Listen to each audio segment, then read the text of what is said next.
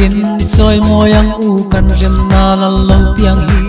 ala tut khenga mi thiang lim na lu kum nu chia bekin ke ni suala va vai te chandam na kong min ran su hi pak ro chi tin trong tin in nal ber chu soi moi chiam u a pak na a dai to lo ko bel to hun thleng poin ni tin kum tin na pak na sual se lang cha tuan thlengin leile van ra nu poin na ngel var honen kan fa bong in toma lo piang in ran thlenga lo mu ma se la ama miliana ni ara min kin ni ya nei lo bang sak thlang chim le mara mi thi na dai lim noya thu te ala na fakin ni tin tha tin kum tin nan pung se lang apak na a dai to lo ko vel to kum thleng toin ni tin kum tin na fak na swal se lang cha tuan thlengin leile van ra nu poin na ngel va honen kan fa edin wana setanan kan nalu kum min chuk nu kha tuna hian kan nalli shwana ne amin ran bele ta chu wangin nu la tlang wa no pang pi tar pu tar mi tin lal ber fakin tui pui phone bel langin zai ru wa pak na a dai to lo ko vel to hun thleng poin ni tin kum tin na fak na swal se lang cha tuan thlengin leile van ra nu poin na ngel var honen kan fa kan leya mi pui chiar sen no le vana ngel chiar sen no nen olal pai ma ngai na thuk zia zau zia sei zia san zia ma nei chun po zua lo wa kan ta ni ron tir ra wang kan o nei chun le kan thi to pin tu na hian kan pak je a pak na a dai to lo ko vel to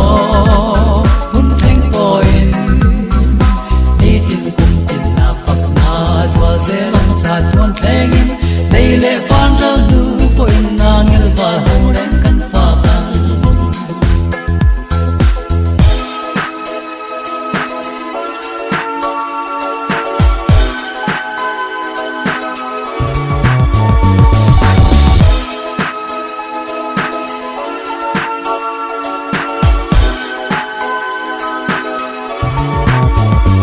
apak na a dai to lo ko vel to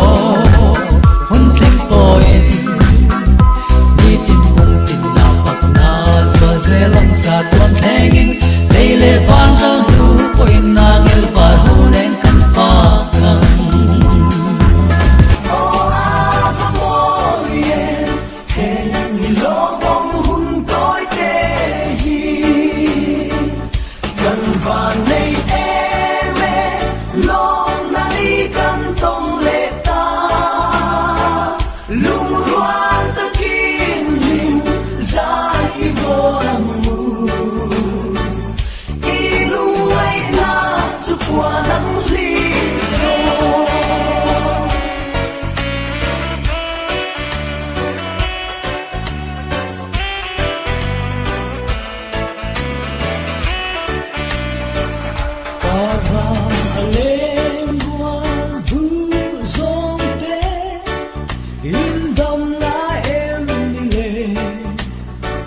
Christmas ni long alo ele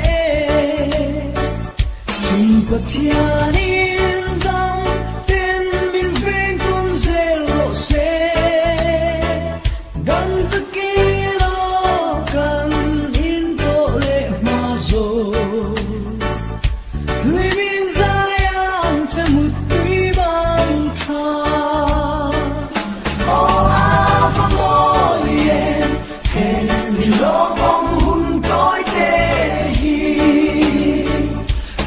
Van nee